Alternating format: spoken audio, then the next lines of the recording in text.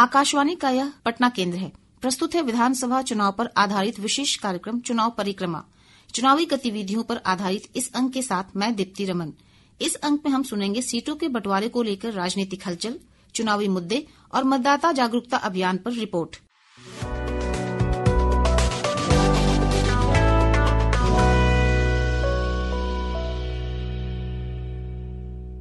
बिहार विधानसभा चुनाव को लेकर सीट शेयरिंग पर समझौता हो गया है। एनडीए के घटक दल राष्ट्रीय लोक मोर्चा के प्रमुख और पूर्व केंद्रीय मंत्री उमेश कुशवाहा ने सोशल मीडिया पर इसकी घोषणा की।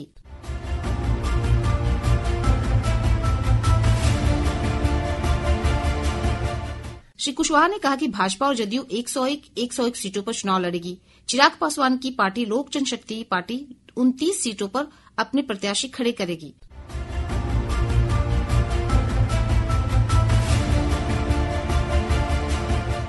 राष्ट्रीय लोक मोर्चा को 6 सीटें मिली हैं। श्री कुशवाहा ने कहा कि केंद्रीय मंत्री जीतन राम मांझी की पार्टी हिंदुस्तानी आवाम मोर्चा भी 6 सीटों पर चुनाव लड़ेगी।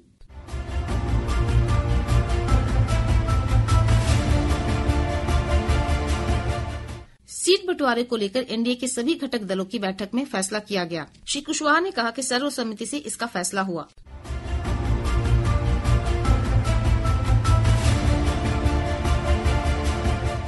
महागठबंधन में सीटों के बंटवारे पर कोई अंतिम फैसला अभी तक नहीं हो पाया है। राजद, कांग्रेस, वीआईपी और वामपंथी दलों के नेताओं के बीच सीटों को लेकर कई दौर की बातचीत हुई है। दिल्ली हवाई अड्डे पर महागठबंधन में सीटों के बंटवारे के बारे में पूछी जाने पर राजद अध्यक्ष लालू प्रसाद ने कहा कि अभी घटक दलों से बातचीत चल रही है। इधर राजद के वरिष्ठ नेता और सचेतक भाई वीरेंद्र ने कहा कि महागठबंधन में सब कुछ ठीक है और सीटों की जल्द ही घोषणा कर दी जाएगी। कोई पेच नहीं, ऑल इज वेल, सब हो गया है। कल प्रेस कॉन्फ्रेंस होगा, आप लोगों को पता चल जाएगा। नहीं, कहीं कुछ नहीं है, कुछ नहीं। महागठबंधन के अलायंस जो है वो ऑल इज वेल है और कल घोषणा हो जाएगी। सीटों के बंटवारे को लेकर नाराज चल रहे मुकेश सहनी ने भी आज शाम अपने तेवर नरम किए हैं। उन्होंने पटना एयरपोर्ट पर कहा कि वे दिल्ली जा रहे हैं और समाधान निकलने की संभावना है। थोड़ा सा आप जो कह रहे हैं वो थोड़ा सा सही है। थोड़ा सा अस्वस्थ हुआ है तो दिल्ली जा रहे हैं और आपको पता है कि सब डॉक्टर दिल्ली में है, तो वहाँ पे बेहतर उपचार हो जाएगा और स्वस्थ होकर। कांग्रेस नेता अखिलेश प्रसाद सिंह ने कहा है कि महागठबंधन में सीटों के बंटवारे पर कोई समस्या नहीं है। कुछ छोटे मुद्दों पर बात अटकी है जो जल्द पूरी कर ली जाएगी। सीट बंटवारा प्रायः हो चुका है, लेकिन अंतिम समय में जो टीदिंग प्रॉब्लम रहता है वो सब पार्टी में, एनडीए में भी, इधर भी रहता है। लेकिन 1 से 2 दिन में सब घोषणा हो जाए, कोई नाराजगी नहीं है, ऑल इज वेल। बिहार विधानसभा चुनाव की सरगर्मी के बीच राजनीतिक दलों के नेताओं का पाला बदलने का सिलसिला लगातार जारी है। राजद के 2 विधायकों, नवादा जिले के विधायक विभा देवी और रजौली से विधायक प्रकाश वीर ने पार्टी से इस्तीफा दे दिया है। पिछले दिनों जदयू के कई विधायक राष्ट्रीय जनता दल में शामिल हुए हैं। विभा देवी राज्य के पूर्व मंत्री और नवादा के पूर्व विधायक राज्य वल्लभ यादव की पत्नी है। दोनों के एनडीए की ओर से विधानसभा चुनाव लड़ने की संभावना है। इस्तीफे के बाद संवाददाताओं से बातचीत में विभा देवी ने आरोप लगाया कि उन्हें राजद में सम्मान नहीं मिला। अपना विधायक से हम इस्तीफा दे दिए हैं। हर आदमी अपना मान सम्मान खोजता है। अब माननीय मुख्यमंत्री जी नीतीश कुमार अच्छा काम किए, पूरे बिहार, नवादा के बिहार में भी काम किए हैं, आगे भी वो काम करेंगे आगे जाकर।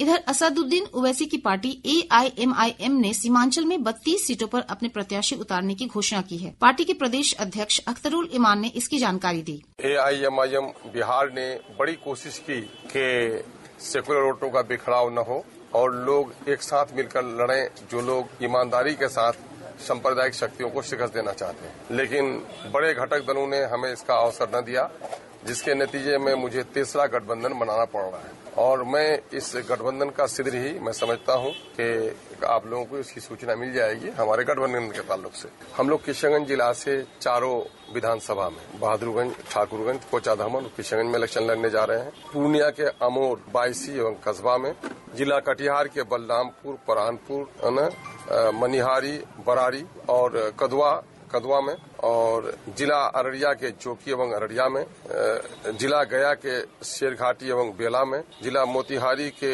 ढाका में और नरकटिया में, जिला नवादा के नवादा शहर में, जिला जमुई के सिकंदरा में, जिला भागलपुर में नाथनगर एवं भागलपुर शहरी क्षेत्र से, जिला सिवान में सिवान से, दरभंगा में जाले, क्यूटी, दरभंगा ग्रामीण एवं गोराबोराम से, समस्तीपुर के कल्याणपुर से, सीतामढ़ी के बाजपट्टी से, मधुबनी के बिस्फी, वैशाली के महुआ से हम लोग अभी गोपालगंज से हम लोग इलेक्शन लड़ने का ये पहली सूची हमारी है।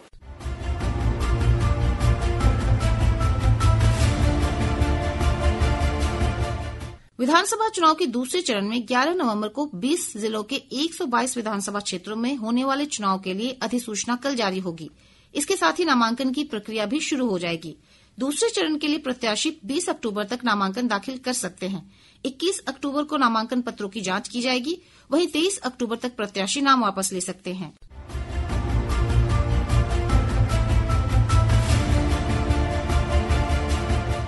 बिहार विधानसभा चुनाव के पहले चरण की अधिसूचना जारी होने के बाद अब तक राज्य में 3 नामांकन पत्र दाखिल हुए हैं। पहला नामांकन सारण जिले के मढ़ौरा और दूसरा मुजफ्फरपुर के काटी निर्वाचन क्षेत्र में दाखिल हुए हैं।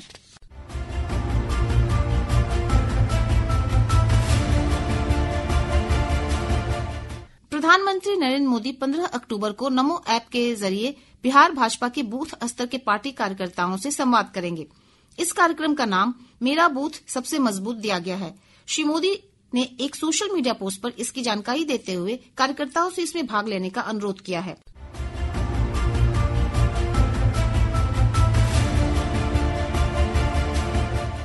उप मुख्यमंत्री सम्राट चौधरी ने प्रधानमंत्री के संवाद कार्यक्रम पर अपनी प्रतिक्रिया व्यक्त करते हुए कहा कि इससे पार्टी के कार्यकर्ताओं को चुनाव में पूरे जोश के साथ काम करने की प्रेरणा मिलेगी।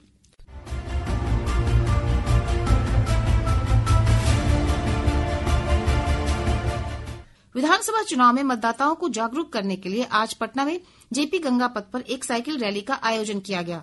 पटना के प्रमंडलीय आयुक्त अनिमेश परासर ने युवाओं से वोट डालने के लिए आगे आने की अपील की। लोकतंत्र में जो सबसे बड़ी ताकत दी गई है ना, बहुत लोग विश्वास करते हैं, ताकत का मतलब समझते हैं कि मसल पावर है ना, मनी पावर और बम बंदूक की ताकत, बहुत लोग उस पर भरोसा करते हैं। लेकिन सबसे बड़ी जो ताकत है वह जो है सो वोट देने का बड़ा से बड़ा कार्य जो है, जो सबसे जरूरी कार्य है और संविधान ने ये ताकत दी है।